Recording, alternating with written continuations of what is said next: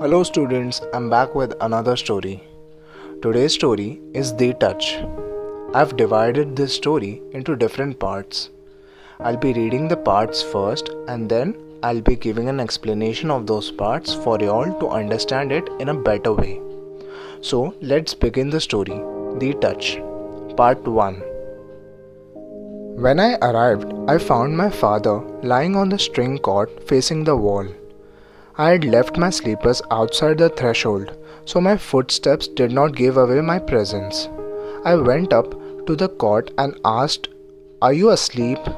"Who is it?" he asked as he turned to his side. "It's I replied. "Come, sit here," he said, continuing to lie stretched out.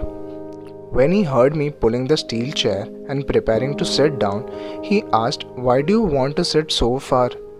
Come and sit close to me." He sat up to make space for me, showing the place on the cot next to him. I sat on the edge of the cot. Groping, father patted me on my back and then he felt the place next to him on the cot and said, "Sit comfortably, Amma." I shifted a little, making myself comfortable. He groped in the air in front of him, gripped my hand, held it in both of his hands and said, "I've been looking forward to your visit. Is everything alright?" "Yes," I'd said softly. He didn't say anything else and silently stroked my hand. Moving on to the explanation, here the writer imagines herself as a married woman who visited her father. She had left her sandals outside the house and went inside. She found her father lying on the string cot and facing the wall. She went right up to the cot and asked her father whether he was asleep. As he had a poor eyesight, he was not able to recognize his daughter. But when he came to know his daughter had come, he was very happy. He asked his daughter to come and sit close to him. When she sat close to her father, he gripped her hand, held it in both of his hands and started to stroke it. The daughter felt uncomfortable. This is the first time in her life she had felt her father's loving touch. As a child, she had longed for her father's loving words and touch, but she never received them. Now, grown old and blind, the father longed for his daughter's loving words and touch. Part 2. Once as a teenager, we had to go somewhere in a rickshaw. Though the rickshaw was spacious, I sat huddled at the far end. "Sit properly, Amma, you'll fall off," father had said. I had hesitated and moved just an inch closer to him. From the time I learnt my first letters of the alphabet, father had kept me at a distance, in the name of discipline and because of Madi, his orthodox way of life. I never had courage to touch him. I had always felt that he is in a state of ritual purity. I was used to slipping into my cocoon.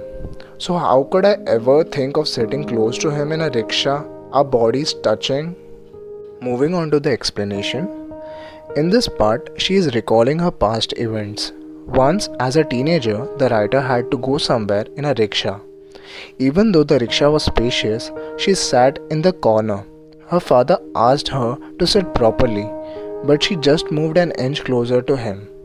She was uncomfortable to sit with her father because since her childhood, her father had kept a distance between them in the name of discipline and orthodox way of life.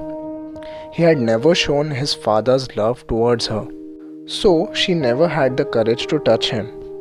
This is the reason why she was not able to sit very close to her father. Part 3. When children return from school, if you embrace them lovingly and speak to them in a friendly way, they open up and chirp like happy birds.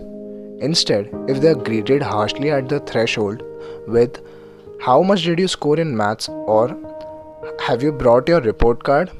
they die of fright. I died many such deaths over some 20 years.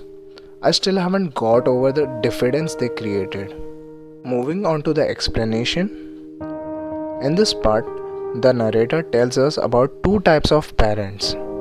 One type of parents embrace their children lovingly and speak to them in a friendly way, and the other type of parents greet their children harshly at the threshold by asking their marks and report cards, etc. The writer sadly tells us that her father comes in the second category. Part 4. Father is over 80 now, past the age of recovering his sight even if his eyes were to be operated upon. Though he is otherwise healthy, his poor eyesight has made him weak. He has spent the last 2 years in bed. My husband and I had come to the town on hearing that my mother-in-law was not well, to spend some time with her. I managed to visit my parents once in a while as they lived in the same town. On such visits, I used to spend about half an hour chatting with father.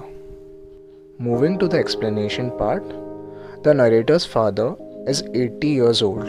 Then his daughter must be middle-aged woman. He is otherwise healthy but was weak due to his poor eyesight. Because of this, he was bedridden.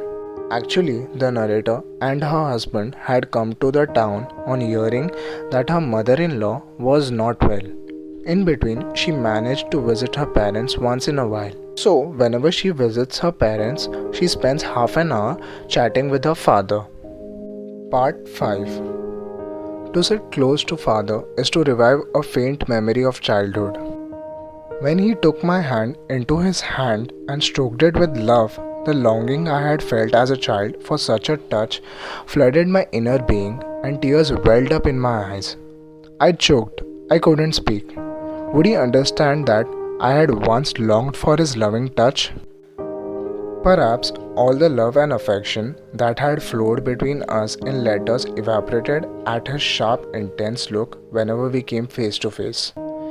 Even in early childhood, I used to avoid him to escape his piercing glances that had hurt like scorching sun rays.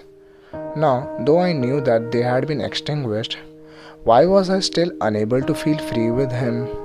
Moving on to the explanation part, the narrator said that when she sat close to her father, she remembered a faint memory of her childhood. In her childhood, she died out of fear to face her father. Till now, she was unable to come out of that shyness. But now, when her father gripped her hand and stroked it with love, she became speechless because of the strong emotion, and tears welled up in her eyes. This is the first time she felt her father's loving touch, which she had been longing since childhood. But she was still unable to feel free with him. Part 6. The first time I visited him in his illness, I had noticed bugs on the cot. I had picked a couple of them and silently crushed them under my foot. Later, my husband noticed a bug on our bed and had been upset. I told him that it probably crept into my clothes when I had sat on father's bed. As I was leaving that day to visit my father, my husband cautioned me not to sit on my father's bed but to pull up a chair and sit a little away. As I pulled a chair away, father asked me to sit closer to him. How could I not?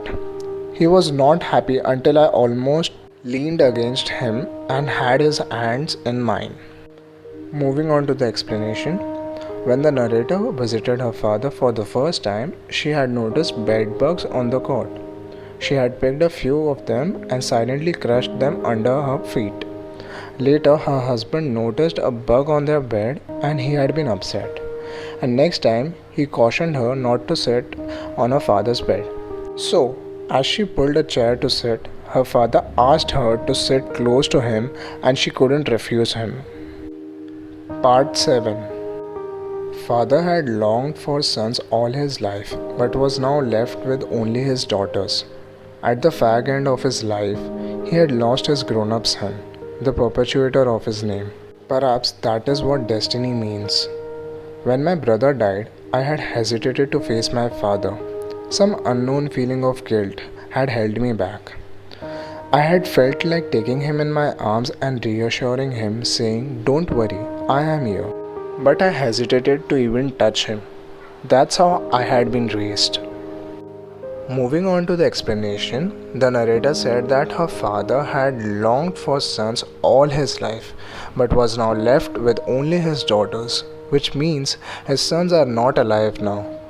The narrator said that When her brother died, she had hesitated to face her father and console him by saying she is there with him always. But because of hesitation, she couldn't do that. She sadly tells us that she had felt guilt for that and that's how she had been raised. Part 8. After I chatted with him for a while, he asked me to clip his nails. Asking mother to do it would be as useless as the mortar weeping on the shoulder of the drum. Not that he couldn't ask my sister-in-law, but perhaps he wanted me to do something for him. I was elated and did the job carefully. Moving on to the explanation, the narrator chatted with the father for a while. Then he asked his daughter to clip his nails. The narrator said that asking mother to do it would be as useless as the mortar weeping on the shoulder of the drum. You can see the picture of mortar and drum on the screen. The mortar and the drum both are pounded. Therefore, neither can seek sympathy from the other. Both are victims. By giving this example of mortar and drum, the narrator said that asking mother to do it would be useless as she is also bedridden. Father could ask his daughter-in-law, but he wanted his daughter to do something for him. Without feeling sad, she trimmed his nails carefully. Part 9. Perhaps father was feeling depressed. He stroked my hand and said, "It would be so nice if you moved into this town. I could stay with you."